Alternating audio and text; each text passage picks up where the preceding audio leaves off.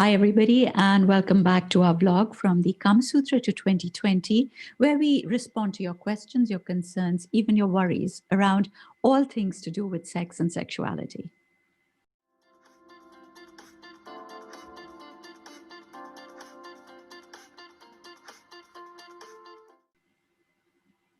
So, as always, we have with us Dr.Anvita Madan-Bahel. Anvita is a psychosexual therapist, and she brings the clinical perspective to the advice that the Kama Sutra has to give. Welcome, Anvita. Thank you, Seema, and welcome to our vlog this week. So, Anvita, I thought today let's discuss the question of masturbation. Again, it's one of those questions that so many people write in about, and it's men and women. Dozens and dozens of messages every single week on this one subject.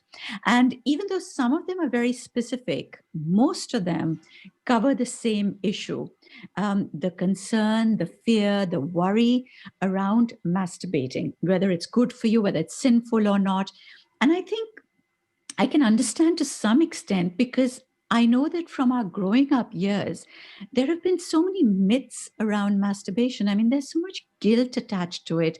We've been told constantly it's a bad thing. If you masturbate, it'll lead to blindness. This will happen, that, it's just been such a bad thing altogether. And I think it's generally because the idea of pleasure was such a bad thing around sex that you were told that anything that was pleasurable was just not okay altogether. And I think that's where the myths generally came from. But when it comes to masturbation, what are your thoughts on it? I think first let's define masturbation for maybe some of the viewers who don't know what we're talking about. Masturbation is self-pleasure, basically individuals pleasure themselves, and there might or might not be a second person. So it's a relationship between an individual and them pleasuring themselves. This is gender agnostic, so both men and women masturbate. And it's one of the most normal or natural or healthy things that people participate in, because a lot of times it can release a lot of our sexual energy and also help us build a relationship with our sexuality. That's how we get to know what we like and we dislike. I'm so glad to hear you say that. I know you've always said that the psychological community, within this arena, they always feel that it's a good thing for people. And yet, every single question, no matter what part of masturbation they address, whether it's men or women, the last sentence is always, is it okay? Is it a sin? And I find it so frustrating that, we look at every part of our sexuality as something bad, as something sinful. And the idea that this is just something that you're doing for yourself, for your own pleasure, to release stress, it should not be considered a sin and certainly not be considered bad. And I think that, like you mentioned earlier, because sex and sexuality is so, consumed by morality and stigma and taboo and all of those things, that, the idea that sex should only be something that we do to have babies and nothing else. And masturbation is very much about self-pleasure. There's no babies being produced by it. There's no partner in the picture. It's only me and myself in some ways in this. And it is purely for self-pleasure, or like you said, it has been proven that it helps with stress release, and people feel relaxed after it. They feel calmer or more peaceful after it. And also that it is, for younger people, they are learning about their body through masturbation, because it's sometimes difficult to have a partner. So the first step of actually understanding your own body and your sexual self might or might not be masturbation. That's always the second question is it bad for my health? So I guess you answered that by saying it is definitely not bad for your mental health. Is it bad for your physical health? No, not at all. We found no links between masturbation and any medical illness, as in there are no links between those two. And that it has never seemed to have a correlation with a physical or a medical problem. Excellent. So the next one I'm kind of going with the ones that you get the most amount of questions on. The next one is always, I'm addicted to masturbation. And I know that we worked with a lot of clients on that question together, because that comes always as a concern. And a lot of times when I ask them, when you say, what do you mean by addicted, they would say, oh, I masturbate 3 times in a week, or I masturbate every day. So firstly, I think people should ask the question of, what does being addicted to masturbation mean? It's not even, we have a book called the DSM-5. It's not even a disorder in the DSM-5. So is there really a thing called addicted to masturbation? So if I simplify it a little bit, there is not, if you're addicted to anything, be it masturbation, alcohol, sex, porn, whatever, the criteria simply will be, is it interfering with your daily functioning? So are you not being able to go to work? Are you not being able to eat? Are you not being able to attend your responsibilities as a partner or as a family member? Or you're not reaching meetings on time and you're getting delayed, or as a student you're not actually attending classes.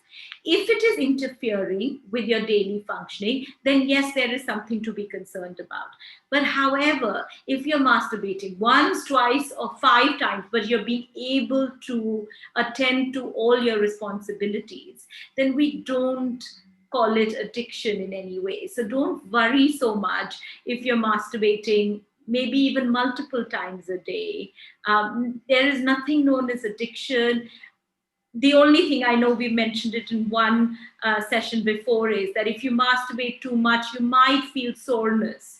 There might, because of the friction, there might be a little bit of swelling or discomfort that you might experience, but that's because of the excessive, friction that is taking place.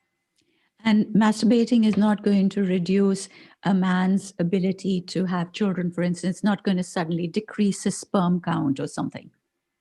No, so this is a big myth that always comes up, that, if I masturbate, I'm losing semen, and then that semen comes in a finite quantity. Semen does not come in a finite quantity. It is unlimited. There are unlimited supplies of it. So just because you masturbate, it doesn't mean that, there is a pot of semen and that pot of semen will get over.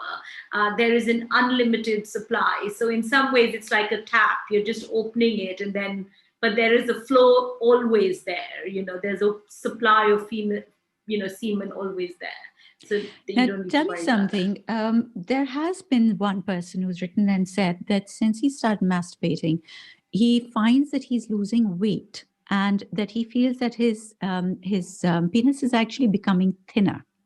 Now, do you think that this is something that can happen with masturbation, or do you think that this person needs to seek help because it might be another issue altogether? Yeah, I think one would have to investigate this further than just give a simple answer as I think masturbation has no correlation with losing weight.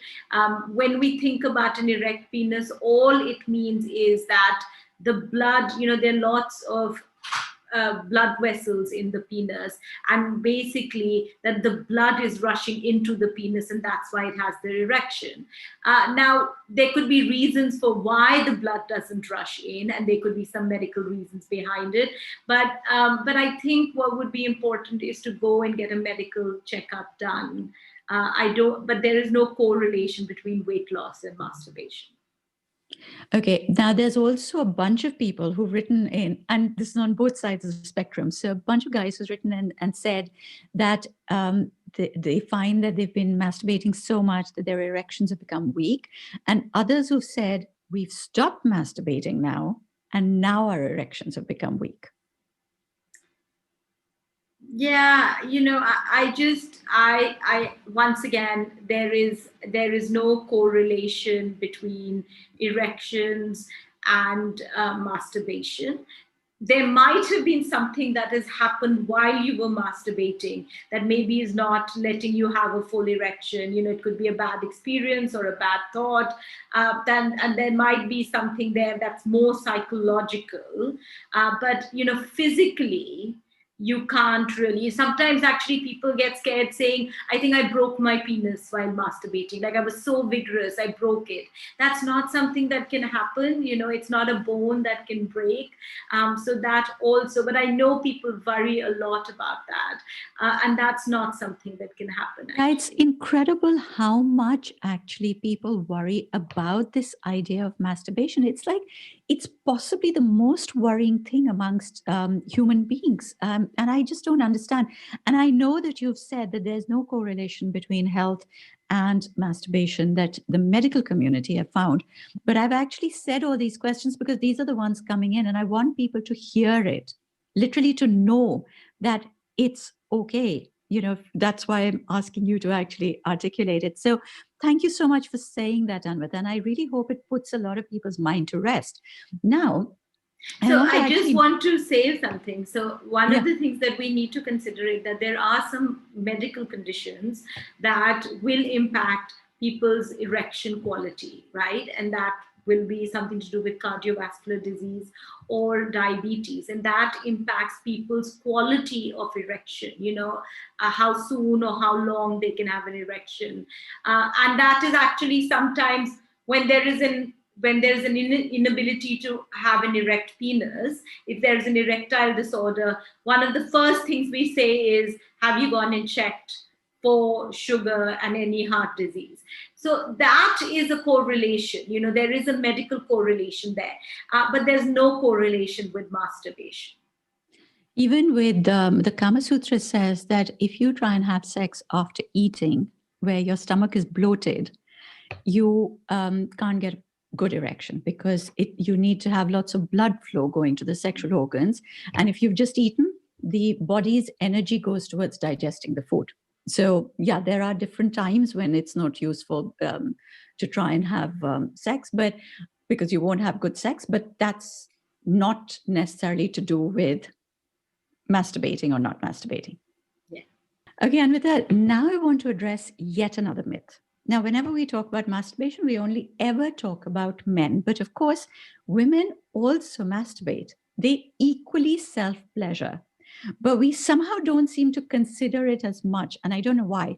And interestingly, women, of course, as I'm sure you're going to talk about this, masturbate in so many different ways because they have the capacity to masturbate almost mentally sometimes without even penetrating or touching any part of their body. But what is also really interesting is that the Kama Sutra has quite a lot to say about women's masturbation. Now, it doesn't talk very much about men's masturbation, but it does speak a great deal about women's masturbation because it says that a woman takes so much longer to come to pleasure, and that it was very important to bring a woman to pleasure before sex even was started because it takes her that much longer to have her orgasm. And so there are entire chapters written about how to use the fingers to pleasure a woman, what sort of other different sexual aids and toys and things should be used to pleasure a woman, and that it doesn't necessarily have to be done by herself alone, that her partner also had to learn how to be able to pleasure her in this way. So that is really interesting because I feel so much of it is lost. I feel like today women truly believe that masturbation is only for men. They don't even try it. When in our clinics we ask, what's your masturbation routine? Because that's a set question that we ask everybody. And they look at us and they think, masturbate? Like women don't masturbate. And it is, and but there's some women who will say, oh, I started masturbating at this age, I masturbate every day, and they have a whole routine. And then the others would just look at you like that's the craziest idea that I'm asking, that doesn't exist. And like you said, women masturbate in very many different ways. So just want to break some myth because the image we have, of masturbation a lot of times is penetrative sex. So women try to insert a finger or try other ways. And what I do want to say is that a clitoral, when you masturbate clitory, when you're trying to pleasure the clitoris, that's the easiest way to masturbate. So it might not, every individual is different. So they might find pleasure in different ways. But I'm just saying that the clitoral masturbation is the easiest masturbation. And of course, there's some women who will use vibrators or fingers and other things. So that is something that is possible. But You know, yeah, which is sorry. Yeah. I was just going to say, you know, which is my favorite from the one that the Kama Sutra says. It's really interesting because, like you said, some people will use fingers and so on and sort of penetrate more deeply. So it talks about different types of fingers, and it says that in Ayurveda, each finger has its own energy. So there's earth, air, water, wind, and fire. And it says that when you combine fingers in different ways, the energy changes and the shape of your fingers changes. So you could have 3 fingers together, you could have 2, you could have this and this. I mean, there are all sorts of combinations. The shape changes, the energy changes, and hence the sensations change. And it's an entire study on it. And it also says, I must add, that the forefinger is not good to use on its own because it's too powerful and it won't pleasure you, it'll just agitate you. So just for women out there who are listening, it's worth noting. But my favorite one, I have to tell you the story, is that they used to use these little balls of silver. So they were little tiny balls. One of them had a little conker in it, like a little bell, and the other one would have a drop of mercury in it. And they were tied with a little ribbon, and you would insert it inside you. You'd lubricate yourself properly so that, you know, it was nice and smooth. And they were very smooth little tiny balls. And you'd insert it, and then you'd do your housework. And as you did your housework, the mercury would get heated up and it would actually vibrate and it would pleasure you while you did your housework. It would just keep you happy. And the musical sound was supposed to just be a really good accompaniment to the whole thing. And I just think it's fantastic that so much thought went into the pleasure of women. It's so exciting to hear you say that, and at the same time I feel so sad because I think we've lost so much of it. And where I think men, because the penis is in the exterior, it just becomes an automatic thing, and people think, oh, I need to pleasure it, I need to like figure it out, I just know how to masturbate. Whereas masturbation is so essential for women because that's where they learn about their body, that's where they learn about the different parts of the vagina. And so many women don't know and might be in a relationship and don't know where the penis should penetrate, which part of it. It's actually so heartwarming to hear everything that was written, and so exciting. And I really wish some of these traditions come back and women try it. And Anvita, this little thing with the 2 silver balls was so popular that it actually became a black market trade during the East India Company's time in India. Because the East India officials would actually come there and they'd heard about these magical little silver balls, and everybody was wanting to buy these up. And the locals in India decided that they could sell them with some other liquid instead of mercury, because it was cheaper and easier to find another liquid than fill it with mercury. And there's a couple of papers written by East India Company officials about how, if you're buying these, make sure that you actually hold the balls, rub them in your hand. This is how you test out whether or not it's the real thing or not. So it was, I'm just fascinated with the fact that this idea of women's pleasure was obviously not such a bad or secret thing, but it's just been treated as such a bad thing. Seema, I think it's time to start a line from your name. Seema Anand, Silver Balls. I think we need that production again. I think you'll have lots of people wanting these silver balls. I think it sounds fascinating that it was there. And it could be joined with Kegel exercises. We can just make them a little bit better. And then it could be Kegel exercises as well. Absolutely. Actually, the Kegel exercise, do you want to tell our audiences about maybe one little Kegel exercise that they could try, just, in terms of pleasuring themselves? Yeah. So a Kegel exercise or pelvic floor exercises is something that we suggest to both men and women to relax their pelvic floor muscles. And it is really, really essential, especially for women, especially after pregnancy, if they've delivered a baby. The vaginal muscles tend to become a little bit weak. And literally all you need to do for men and women both is basically squeeze your buttock and your vaginal area, basically as if you were going to stop pee. Like if you had a pee coming and you're stopping how to pee, like exactly, just squeeze it count till maybe 5, and then relax. So you squeeze it, just literally like if you feel like going to urinate or pee, and you know how you contract your muscles there, just contract your muscles, count till 5, and then relax. And you can do this sitting anywhere, anytime. People don't notice. I just did 2 while talking to you, while explaining. So you can do it anywhere, and it's really helpful for the pelvic floor muscles. And I think that's a really good one. I do hope everybody will try it after they've heard us talk about this. I know that you've already said that the medical community do not think that there is anything harmful or bad about masturbating. It is a good thing.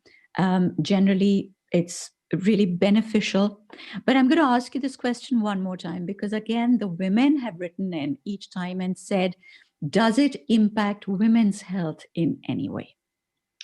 It does not impact in women's health in any way. In fact, I would say it definitely helps in their sexual and mental health. It helps them, because think about it, suddenly you're aware of your body, suddenly you'll be aware of, is there a sensation, is there burning, is there, is penetration possible? You will learn so much about it. And one of the things that we really need to understand is masturbation allows us to fantasize and imagine where we find pleasure, places, fantasies, body, what we like.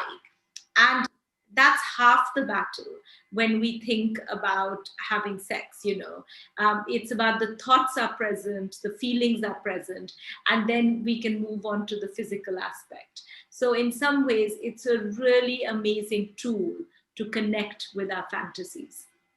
And I want to say, actually, Anvita, that I find in men and women, of course, but particularly in women, because the narrative has been that pleasure is really for the man, it's not necessarily for the woman. That the idea of finding your own source of pleasure, to know that you actually feel it, that you have that ability inside you, is very empowering. It actually makes you feel a lot better about yourself, to know that you have a source of pleasure and that you are permitted to have that source of pleasure. Absolutely. And so many times we work with women, because it always becomes is like, you teach my partner's not getting it right, my thing. And we keep saying, you are responsible for your own sexual pleasure. Own it, learn it, find out about it. And when we accept that sexual pleasure is something that we enjoy and we like and we want, half the battle is won. Automatically, you will see that your sex life will become better. But like you said, the problem is there's so much taboo and shame around it, that we actually build a relationship of guilt and shame rather than of empowerment and feeling pleasure when it comes to masturbation. So I think if we are going to leave everybody with a gist of everything that we've said, that the medical community do not think that there is any correlation between masturbation and illness. As a matter of fact, they believe that it's a good thing, and that you recommend that everybody should masturbate at some point or the other to either release stress, release their sexual energy, or even just to access their own sexuality and to build a relationship with themselves. Is there anything that you want to say about age? Like, does it make a difference what age you are? Absolutely not. Like, we will be surprised that that we will still find a way, women even in the ages of like 70s 80s, or men in the ages of like 70s 80s, still continuing to masturbate. Obviously it might take a little bit longer. They might actually also find ways of masturbating without an erection, or women might use lubrication because there might be vaginal dryness. But age has no correlation. The only thing that I would say is that when we meet a lot of young people, a lot of people in maybe college and otherwise, they speak about frequently masturbating, masturbating maybe multiple times a day. And sometimes they get scared by that idea. They think, oh my God, there must be something wrong with me. Why do I need it so many times? But as long as it's not interfering in your daily functioning, don't worry about it. It's just the hormones and it's just the excitement of it. It's all right. There's nothing wrong with you. And you know what I would like to say, if I had to give the advice from the Kama Sutra, because the Kama Sutra is very much about pleasure. And wherever they feel that two people can find pleasure together, they really, really recommend that. So, what I would like to say is take a leaf out of the Kama Sutra and see if you can actually help each other to masturbate. If you do have a partner, a lot of people masturbate because sometimes they're on their own and sometimes they feel that it's something that should be done by themselves. It's actually a great way to pleasure each other. It makes a difference from regular sex, which means that it'll add a bit of variety to your sexual life, but actually help each other masturbate or do it for the other person. And you'll find that it adds a lot of excitement and just a little bit of spice to whatever you're doing. Yeah, and don't judge your partner for masturbating. So many couples come and ask, and we ask them, what is your masturbation routine? And they're like, oh, I have a committed partner now. How can I masturbate? The other person will feel offended. Masturbation, just because you have a partner doesn't mean masturbation needs to stop. It is something that you're doing for your own pleasure, your own sexual health, and everything. And if you are a partner, don't feel offended if somebody's masturbating. Like, think about it. Say if you masturbated in the morning, fantasizing your partner, the next time you have sex, it'll be very exciting. So stop judging masturbation. A lot of people judge it and think, oh, it's only meant when you're single. It's totally normal that each individual couple will masturbate at some point or the other. You can have sex and you can masturbate. That is a really brilliant point, actually. I hadn't thought of that. And I think you're so right, because when people are in a committed relationship, they feel guilty because they think, no, no, this is the wrong thing to do because now I have somebody. And they try and hide it from each other even more. So, yeah, don't judge each other for this. And they Well, actually then make it like all like dirty. They'll do it in the toilet, on top of a toilet, not like in a nice place. And especially for women, they might like hide themselves rather than have candles around them while they're masturbating. So it then actually makes the relationship even worse. You feel more guilty, more dirty about it. It's normal, it's natural. Do it openly. Talk to your partner if you have. It will be part of the foreplay if you speak about that you thought of them and masturbated, or masturbated thinking of a fantasy. So it'll be part of the foreplay. I love that. Thank you. I hope that we have managed to bust some of the myths. I hope that we've managed to put some of your concerns at rest. And I certainly hope that we managed to answer most of the questions that you've sent in. As always, on the video, do like, comment, subscribe. If you have more questions, send them in God, I always forget my email address, info.seema.anand@gmail.com. And of course, if you need to consult with Anvita, connect with her directly on anvitamadanbahel.com. We'll see you next week. We'll see you next week.